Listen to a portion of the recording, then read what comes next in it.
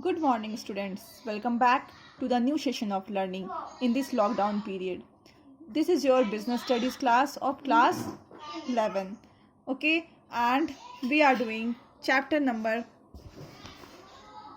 2, that is forms of business organization. In the last video, we had discussed the meaning, definition, and feature of partnership, and in today's video, we will discuss merits and demerits, or you can say advantages and disadvantages of partnership.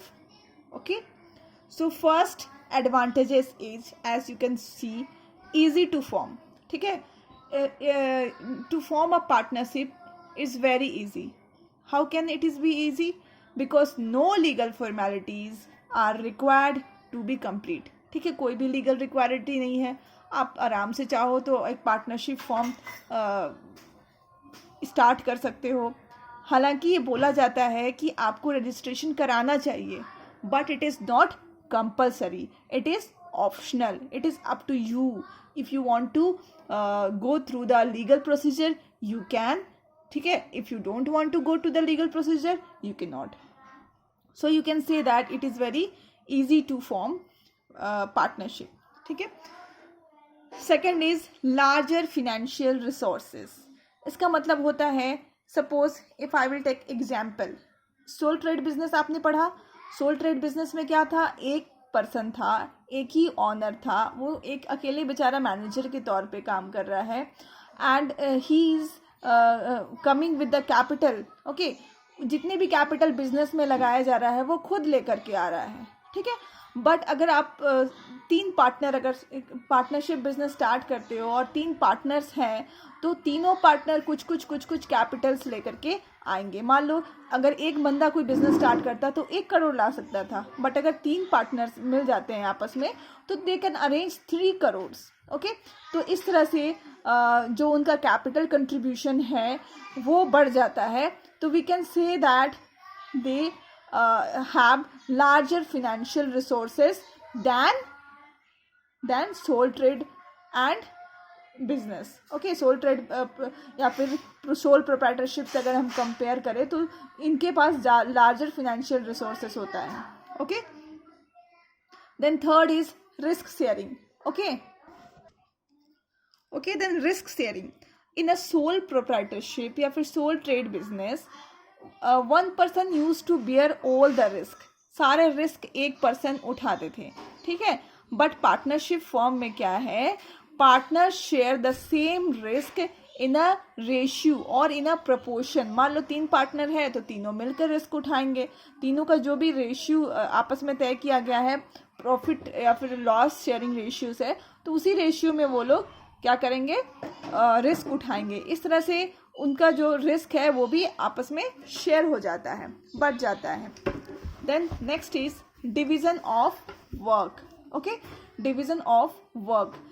मैं इस video को इस book से लेके इसलिए बना रही हूँ क्योंकि बहुत लोगों के पास बुक्स नहीं है अभी तक. तो आप क्या कर सकते हो, आप में बीच में वीडियो पॉज करके आप बुक वाली लैंग्वेज भी पढ़ सकते हो. ओके, तो division of work. Division of work का मतलब होता है कि अगर कोई एक पर्सन है, like in a sole proprietorship business में की अगर मैं बात कर रही हूँ, सिंगल पर्सन है, तो सारे वर्क तो उसी को करना है. उसके पास जो नॉलेज है वो उसी से सारे वर्क करेगा. उसके पास जो स्किल है वो भी लिमिटेड है. बट अगर 3 person, I am just taking example of 3 partners, अगर 3 पार्टनर्स मिल जाते हैं तो वर्क तीनों में इक्वली डिवाइड हो जाता है. तीनों का स्किल्स का लेवल, मतलब नॉलेज और स्किल जो है उसकी लेवल अलग अलग है. तीनों का स्किल और नॉलेज मिल करके किसी वर्क को और अच्छे तरीके से effective, efficiency in management you can say, and specialisation लाया जा सकता है. So it is division of work. Motivation. Motivation मतलब होता है कि in a partnership form all the partners get share in the profit. सारे पार्टनर्स को जो भी वो वर्क करते हैं, रिस्क लेते हैं, उसके लिए क्या मिलता है, रिटर्न में प्रॉफिट मिलती है. और ये प्रॉफिट उनको मोटिवेट करता है to work more and more. जितना ज़्यादा वर्क करेंगे उतनी ज़्यादा उनकी अर्निंग्स होगी. So there is a direct relationship between efforts and reward. जितना आप एफर्ट लगाओगे उतना रिवॉर्ड मिलेगा. ठीक है, तो every partner is motivated to work hard and increase their earning. Interest. Okay, then next is secrecy. Secrecy, जो पार्टनरशिप बिजनेस है उनको ये रिक्वायर्ड नहीं है कि उनका जो अकाउंट्स है या फिर आप बोल सकते हो जो प्रॉफिट एंड लॉस का अकाउंट्स है वो पब्लिक को दिखाए. ऐसा कोई भी सिचुएशन नहीं है कि वो अपना अकाउंट्स पब्लिक को दिखा पाए. ठीक है, तो इस तरह से क्या होगा कि जितने भी सीक्रेट है वो मेंटेन रह सकते हैं. ठीक है, therefore the affairs of the partnership form remain secret. इस तरह से उनका जो सीक्रेसी है उन्हीं के तक रह सकती है.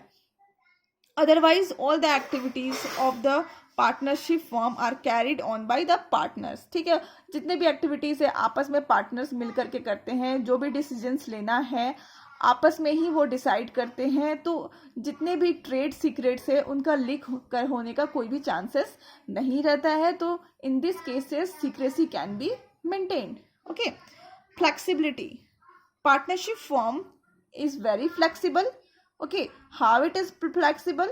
Because they can change in their size. मतलब अगर कोई स्मॉल स्केल बिजनेस कर रहा है और उनके पास अगर ज़्यादा कैपिटल वो लोग अरेंज कर सकते हैं तो स्मॉल स्केल बिजनेस से वो लोग big scale business, medium scale business और लार्ज स्केल बिजनेस भी कर सकते हैं. ठीक है, कैपिटल का भी वो लोग साइज बढ़ा सकते हैं without prior concert of the government. और ये सब करने के लिए उसको गवर्नमेंट से परमिशन भी नहीं लेना पड़ेगा. ठीक है, उनका जो पार्टनर है वो आपस में डिसाइड करके जितने भी चेंजेस है वो कर सकते हैं. So it is very flexible. Then again it is more scope for expansion as compare to sole proprietorship form.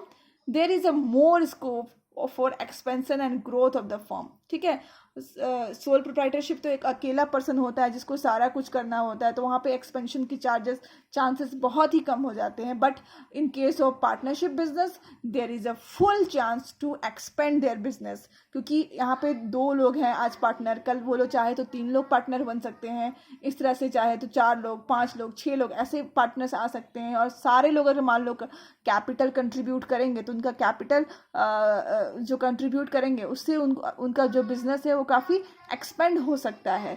At the same time सबकी स्किल अलग अलग है, सबके पास नॉलेज अलग अलग है. तो सारे नॉलेज को अगर मिला दो 5-6 लोगों की नॉलेज को या तो 10 लोगों की नॉलेज को तो आप बहुत अच्छा बिजनेस कर सकते हो.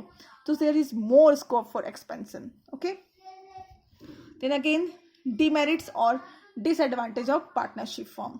फर्स्ट डिसएडवांटेज है, मतलब क्या क्या बुराइयां हैं इसमें. पहला है कि अनलिमिटेड लायबिलिटी. अनलिमिटेड लायबिलिटी मतलब होता है कि जितने भी पार्टनर हैं सबकी जो लायबिलिटी है वो अनलिमिटेड है. मतलब मान लो अगर लॉस होता है, ठीक है, लॉस होता है तो क्या होगा,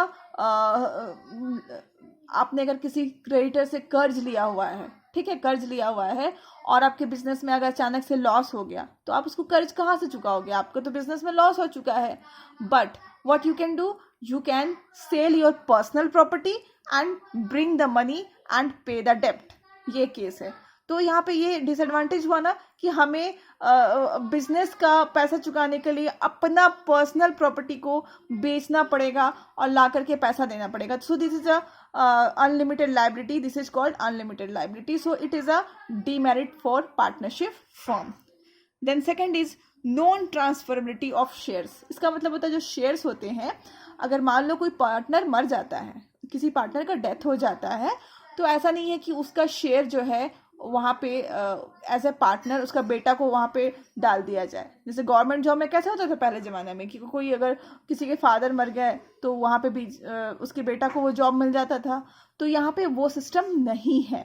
ठीक है, अगर कोई पार्टनर का डेथ हो जाता है तो ऐसा नहीं है कि उसकी जगह में उसका बेटा पार्टनर बन जाए. ठीक है, because the share is non transferable. Transfer नहीं मिल सकता. बस क्या होगा, उसका जो कैपिटल है या उसका जो पूंजी है वो उसके बेटे को दे दिया जाएगा. That's it. ऐसा नहीं है कि उसका बेटा पार्टनर बन जाएगा. ओके, सो अगर वो बेटा को पार्टनर बन सकता है इन केस सारे पार्टनर हाँ बोल दे उसके बेटे को पार्टनर बनाने के लिए, then only the son can become a partner. So that's all. Then third में होता है कन्फ्लिक्ट. कन्फ्लिक्ट मतलब लड़ाई झगड़े, differences.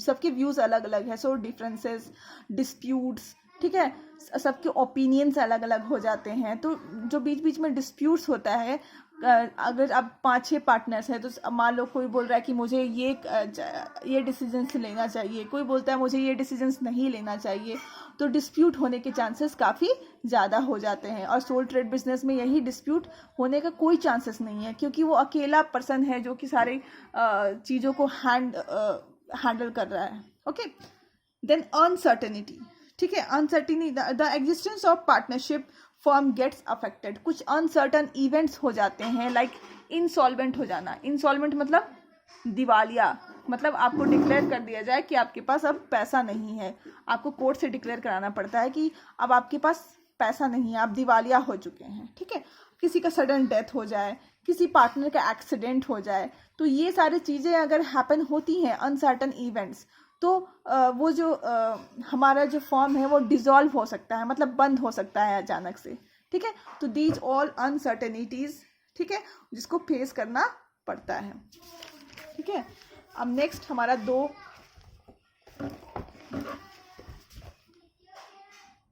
Risk of mutual consent. ठीक है, रिस्क ऑफ म्यूचुअल कंसेंट ये है, the contract sign by any one partner is binding on the other partner due to the principle of mutual agency. ठीक है, मान लो यहाँ पे जो पार्टनरशिप फॉर्म है उसमें क्या फॉलो होता है, म्यूचुअल एजेंसी। मान लो 3 पार्टनर है, उसमें से एक पार्टनर ने जाकर के 1 करोड़ कर्ज ले लिया। ठीक है, और बाकी किसी से उसने पूछा भी नहीं, बट उसने साइन कर दिया, उसने 1 करोड़ कर्ज ले लिया और उसको बिजनेस में लगा दिए। ठीक है, तो उसका इस एक्ट के लिए, उसने ये जो काम किया है उसके लिए पूरे पार्टनर लायबल होंगे। ठीक है, पूरे पार्टनर लायबल होंगे, मतलब डेप्ट रीपेमेंट के समय भले बाकी पार्टनर को पता भी ना हो, बट सारे पार्टनर्स को पैसा भरना पड़ेगा। तो this is risk of mutual agency, क्योंकि पार्टनरशिप बिजनेस म्यूचुअल एजेंसी पे काम करती है, तो क्या होगा आपको कि रिस्क काफ़ी बढ़ जाता है। ठीक है, डिसऑनेस्ट पार्टनर अगर कोई मिल जाए तो आपका अपना पर्सनल बेनिफिट्स के लिए आपको बहुत बड़ा लॉस में डाल सकता है। Then next is lack of public confidence. यहाँ पे जो पार्टनरशिप फर्म जो होते हैं उस पर पब्लिक ना ट्रस्ट करती है ना फेथ करती है। इसके 2 रीजंस होते हैं। पहला रीज़न ये है कि आप कुछ तो पार्टनरशिप फर्म जो है वो रजिस्टर्ड भी नहीं होते हैं, क्योंकि registration is just optional, not compulsory. Registration कराना कंपलसरी नहीं है, ऑप्शनल है। ठीक है, इसलिए बहुत सारे जो फॉर्म्स है वो रजिस्टर्ड ही नहीं है, तो लोग जो चीज़ रजिस्टर्ड नहीं है, जो चीज़ लीगलाइज नहीं है, उस पर लोग कम विश्वास करते हैं। तो पहला तो ये कारण है कि लोग पब्लिक कॉन्फिडेंस नहीं मिला है इनको। दूसरा कारण ये है कि वो जो अपना अकाउंट्स होता है और एनुअल रिपोर्ट होता है वो कभी भी पब्लिश नहीं करते हैं, आम जनता को नहीं दिखाते हैं, तो इसलिए भी लोग क्या होता है उनका जो so the people do not have trust in their dealings. Okay, so that's all in today's video. Hope you enjoyed learning, and in tomorrow's video we will do types of partnership firm and types of partners. Okay, till then keep learning, stay safe.